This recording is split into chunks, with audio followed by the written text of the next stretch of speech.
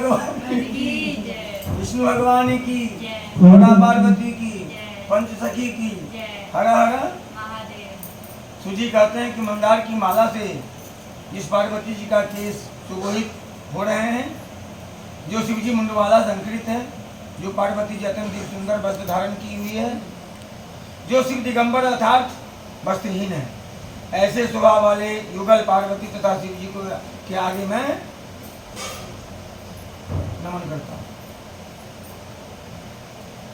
मन भावन कैलाश पर्वत के शिखर पर बैठी हुई पार्वती जी कहती है, परमेश्वर आप हमें कोई ऐसा अनुष्ठान गुप्त व्रत पूजा मंत्र बताइए जो धर्म में अपेक्षा सरल हो, जिसमें परिश्रम कम करना पड़े, पुण्य अधिक मिले। हे नाथ, यदि आप मुझ पर कृपा हो तो कृपा करके विधान मुझे बताइए, जिस तप व्रत दान से आप जैसे परमेश्वर को अनादि अनंत है हमें प्राप्त हुए हैं। शिव जी ने कहा, हे देवी, मैं तुम्हारे प्रयास आसक्त हूँ, तुमको मैं एक ऐसा व्रत बताता हूँ जो केवल मेरा है और गोपनीय है। जैसे नक्षत्र में चंद्रमा में सब ग्रहों में सूर्य, वर्णों में ब्राह्मण, देवताओं में विष्णु भगवान, इंद्रियों में गंगा, पुराणों में महाभारत, वेद में सामवेद, इंद्रियों में मन श्रेष्ठ है। अब मैं तुम्हें एक ऐसा व्रत बताऊंगा जिसका उल्लेख पुराणों वेदों में समर्पित किया गया है। इसे तुम मन लगाकर सुनो। जिस व्रत के प्रभाव से तुमने अर्धासन प्राप्त किया है, तुम्हें वही बताऊंगा, क्योंकि तुम मेरी प्रतिमा हो।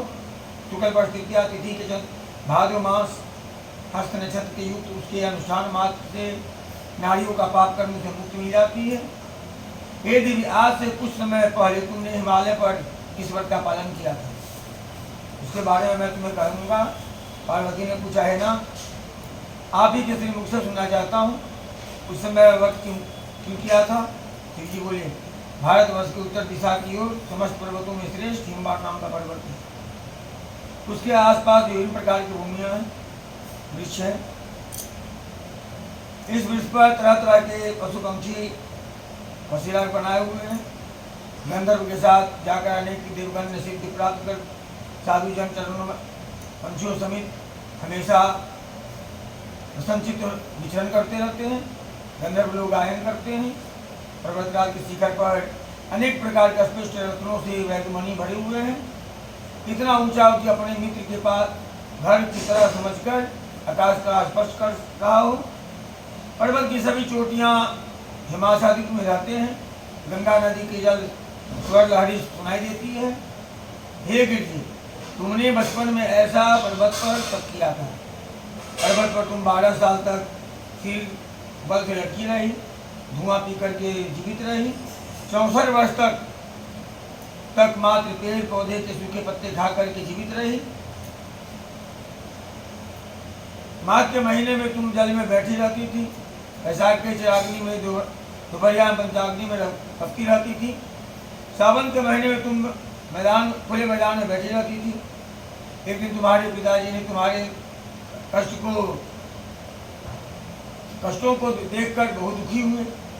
बड़ी चिंता में ऐसे कि अपनी कन्या हाथ किसको दूं।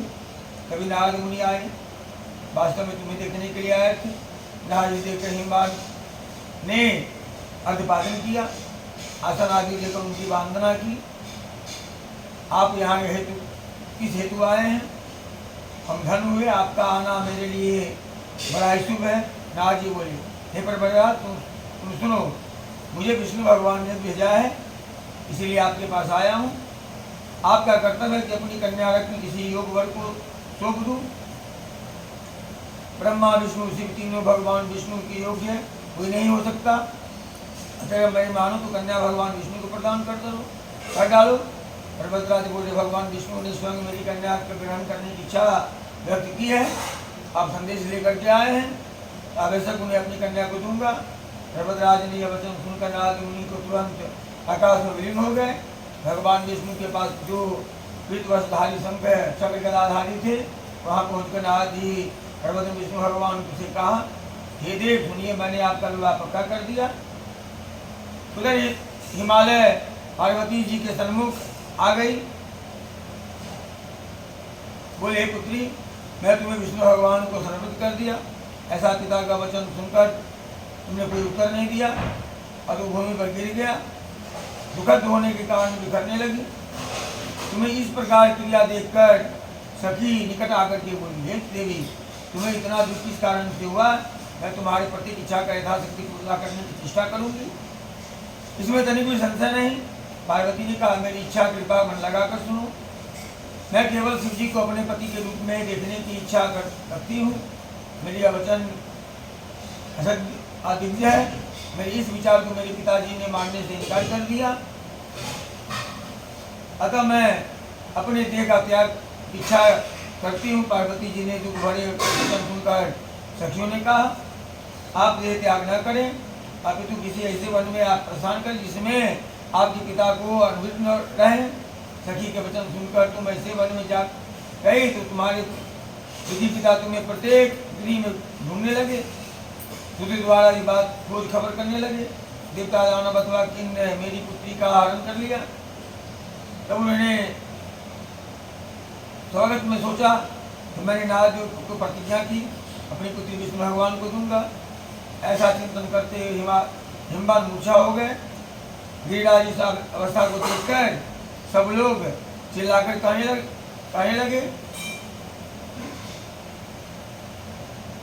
जब तो चेतना आई तो लोग पूछने लगे, हे गिरिराज, आप क्यों मूर्छित हुए? कृपा कारण बताइए। हिमवान बोले, आप लोग मेरी दुख का कारण न जाने तो अच्छा रहेगा। पता नहीं किसने मेरी प्रिय पुत्री को अपहरण कर लिया है। यदि ऐसा नहीं हुआ होगा तो काले सांप ने काटे जाने के कारण शिकार हो गई होगी, अथवा भालू आदि ग्रस्त हो गए होंगे। हाय, मेरी बिटिया कहाँ चली गई? किसी दुष्ट ने उसका वध कर दिया। विलाप करते हुए कंपने लगे। तुरंत हिमवान ने प्रत्येक वन खोजे। वन में सिंह आदि बोलवाहा देखा।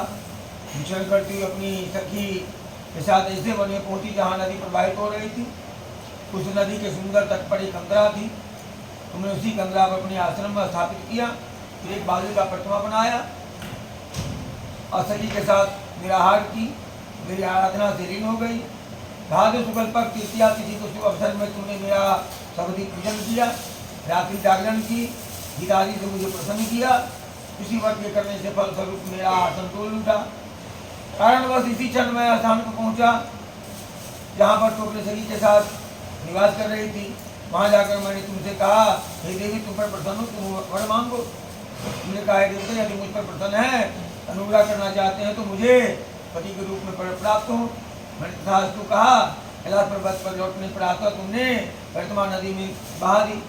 तुमने वो अपनी उस सखी के साथ उस महाव्रत का पालन किया। उसी समय से हिमवान तुम्हें खोजते खोजते वहाँ पर आ पहुँचे। चारों दिशा में खोजते को तुम्हें पिता जीवित हो गए। फलस्वरूप जैसे ही तुमने आश्रम के निकट आए तो भूमि पर गिर गए। दर्शन उपतान करके उन्हें दोनों कन्याओं को दर्शन हुए। उन्होंने तुरंत तुम्हें अपनी छाती से लगा लिया, विलाप करने लगा। तदुपरांत बोले, हे पुत्री, सिंह व्याधि भयावक इस वन में किस कारण से आई हो? तब पार्वती जी ने उत्तर दिया, पिताजी, मैं पूर्व ही स्वयं शिव जी के समर्पित कर चुकी थी। आपने विवाह, उसके साथ विवाह की बात नहीं मानी, इसी कारण मैं इस विरह वन में चली आई। हिमवानु से दर्द बधाई, हे पुत्री, तुम्हारी इच्छा प्रतिकूल कुछ भी ना करूँगा। उसी क्षण तुम्हें घर ले आए और मेरा तुम्हारा विवाह संपन्न की। उसी कारण तुमने मेरा अर्धासन प्राप्त किया। उस समय से लेकर अब तक किसी अन्य के सन्मुख वर्त का विषय में कहने का मुझे अवसर नहीं मिला। हे देवी, अब मैं तुम्हें यह वृतांत बताऊंगा जिस वर्त को हरिताल का नाम युग कहते हैं। पार्वती जी बोलिए, प्रभु, आपने तो नाम बताया, किंतु इस व्रत का विधि बताइए। इस व्रत करने से क्या फल मिलता है? कौन इस व्रत का कर सकता है? तब श्री शिव जी पार्वती से बोले, ये नारी जाति के हितार्थ के लिए उत्तम व्रत कहता हूँ। स्त्रियों जो अपने सिवा के खंडित देखना चाहती है, विधिवत इस व्रत को रखे। सर्वप्रथम केले के स्तंभ में आदि सुबोधित मंडप निर्माण करें। तदुपरांत उसमें विचित्र रंगों से वस्त्र चंद्रमा सुशोभित करें, चंद्र आदि से सुशोभित करें, भेड़ी मृदंग बजावे। और मंगलाचार्य पार्वती शिव जी के स्थापित करें। उस दिन पूरे दिन व्रत करके बहुत सुगंध युक्त पुष्प गंध सुगंधित धूप दीप उचित नैवेद्यादि से रात्रि जागरण करें। सही बताई सामग्री में नारियल सुपारी अम्बरी नींबू लौंग अनार आदि जो फल उपलब्ध हो एकत्रित कर लें। ऋतु में जो फल फूल उपलब्ध हो खास तौर से रखें। तदुपरांत धूप दीप आदि से निम्न मंत्रों द्वारा उच्चारण करके तदुपरांत शिवाय शिवाय रूपे यहाँ से लेकर प्रसन्नता पार्वती तक के मंत्रों का उच्चारण करके वंदना करें। इनका अर्थ है हे शिव रूपे मंगले, हे संपदाता धात्री देवी, हे शिव रूपे आपको नमस्कार है। हे शिवे आपको सर्वदा के लिए नमस्कार है। हे ब्राह्मण रूपनी आपको नमस्कार है। हे जग को धारण करने वाली आपको नमस्कार है। हे सिर पर सवारी करने वाली विश्व के भय को भयभीत मेरे जैसे दलित की रक्षा करें, इस इच्छा को पूर्ण करने के हेतु आपकी आराधना की है। हे पार्वती मुझे राज्य तथा सौभाग्य प्रदान करें, मुझ पर कृपा दृष्टि रखें। मंत्रों से द्वारा शिव जी पार्वती का पूजन करें। उसके बाद संचित होकर कथा श्रवण करें। ब्राह्मण को वस्त्र आदि गोदान स्वर्ण आदि प्रदान करें। स्त्री पुरुष दोनों मन लगाकर एक साथ आराधना करें। तदांतर वस्त्र आदि उसका संकल्प करें। हे देवी जो भी नारी इस विधि को आराधना करती उसे सब पापों से मुक्ति मिल जाती है, 7 जन्म तक सुख सौभाग्य प्राप्त होती है। लेकिन जो नारी तृतीया तिथि को व्रत आदि न करके भोजन खान पान करती है पुनः रिक्त प्राप्त होती है, वह सदा दरिद्र रहती है। इसे पुत्र शोक स्वस्थ पड़ता है, वह कर्कशा लड़ा की सर्वदा दुखी रहती है। इस प्रकार व्रत रखने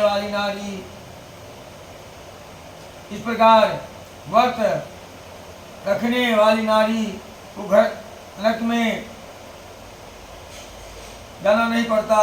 तीज वाले दिन अनादि के भक्षण से सुखरी, फल भक्षण से बंदरिया, जल पीने से जोक, शोक, दूध पाने से नागिन, मांस खाने से बाघिन, दही खाने से बिल्ली, मिष्टान भक्षण करने से चींटी, अन्य वस्तु को खाने से मक्खियाँ में जन्म रहती है।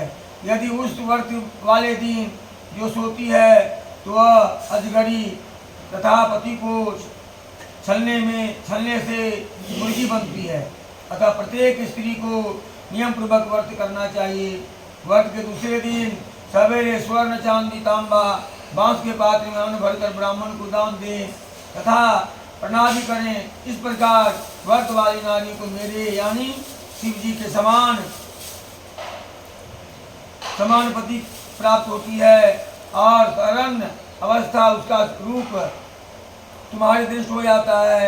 इस व्रत करने से वह समस्त संसारिक भोगों को संयुक्त मुक्ति की भागी होती है। इस हरितालिका की कथा भाग्य श्रवण से प्रत्येक प्राणी 1000 अश्वमेध किया सैकड़ों वाजपेयी करने का पुण्य पर फल मिलता है। हे देवी मैंने तुम्हें इस व्रत का विधान बताया, वह सब व्रतों में अति उत्तम व्रत है, इसमें कोई संशय नहीं। प्रेम सुर हरितालिका भगवान की जय, गौर गणेश की जय, गौरी शंकर की जय, पंच सखी की हर हर महादेव। ओम ध्यान पुष्पान समर्पण शांताय स्वभाव परिवार है माता परिवार प्रथम पुत्र मनीष माता प्रथम वधु देवी शर्मणे हरितालिका व्रत पूजन पुष्पांजलि। ओम श्री गौरी शंकराय नमः। चलो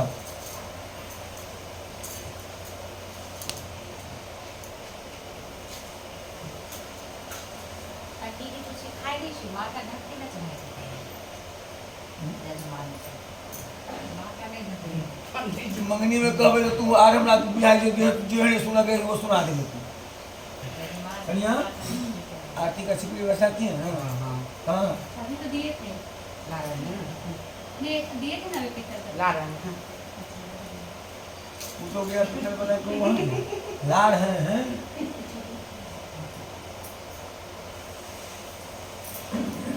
साथ में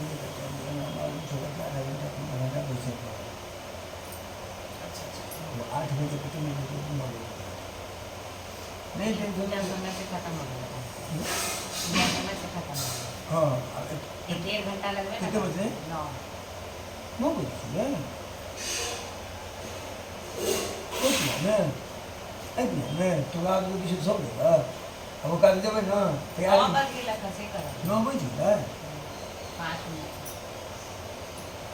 कि पूजा खपरा का 5 मिनट में करबै ठीक है हाँ के देखियो ना उमर ये दाम उमर 15 मिनट में वो पूजा खत्म ए आप तो लेट से जाइए रहे तो सब कुछ तो रहेगा वो भी जानते हैं जो बुलाते हैं वो भी जानते हैं कि पंडित जी अब 1 घंटा उसका लेट 9 बजे का टाइम था उसका आप बोलते हैं अब 10 बजे देखिए कोई तो कॉल नहीं ना आ रहा है सबको पता सिंगल भाई उसी से करवाया उसके बाद पहुंचेगा तो उसका कॉल आएगा नहीं टेंशन नहीं छो अभी तक नहीं टेंशन ना ले नहीं अब नहीं आई बेटा हमरा क्रिया तो देगा है तो है अब नहीं है तो माने कहबे जो पंडित जी ने करा जितना हो पाएगा उतना बेटा ये पहले तो तुम उठ रहा है तो भेज दे तो वो तुमको करा लगा दे सब घर में छोड़ करके क्यों नहीं लोग से घर में तो खुद आए है वो तो नहीं आ रहे थे आज हम घर में आते कौन सिंगल और कचरा बात टूट गई है मेरा दूना था बस तुम्हारी माँ का है इस बार स्टार्ट हुआ तो आज नगर में हुआ स्टार्ट हो गया आज जगदीश सर का डेढ़दार है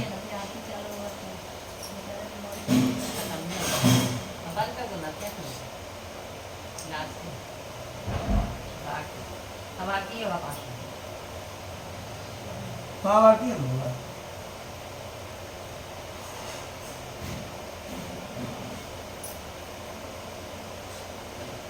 शंख नहीं बजाते हैं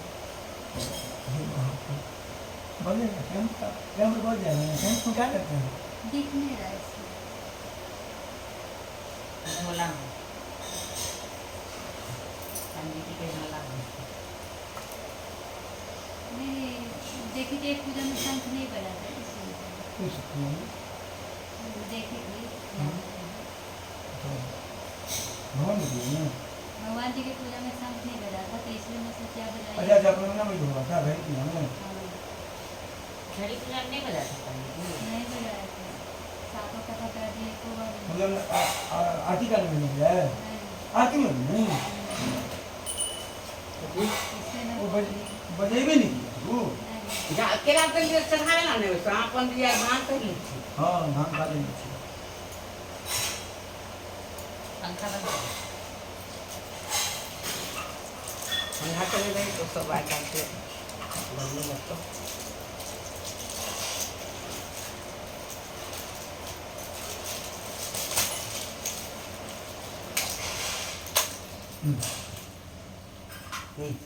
इधर इनको लगा हेलो ना काकू वही में नहीं पड़ी है एगो तो और धीरे धीरे मतलब अरे हम धूप दीप नहीं करे छै हां बांग खा ले लिया धूप जल रहा है जला दी आरती में अगरबत्ती दै छै ना उहे ह अगरबत्ती दे लाई छै आपातकाल में जखन नहीं रहै छै तो तुम यहाँ आके बत्ती बनो छै तो बोला देबै हम अगरबत्ती कपूर दियो जल्दी सुन कपूर दे सकती है कपूर पड़ सकता है ये बात हम सब तो आरती करे छै आई दुआरे यहाँ देखो कोई छोटी बत्ती नहीं बता ये बत्ती दै छियै कब आज तक उससे की हो एक प्रदीपम चतुर्थ पंचम प्रदीपम ओम गौर गणेश कलश गणेश श्री गौरी शंकराय पंचती लोभन के लो ओम परिपूर्ण भगवान करुणावतारम संसार मनोज के सेवा संसार सारं जगत सदा वसंतम हृदय अरविंद भगवान श्रीतो नमामि हेलो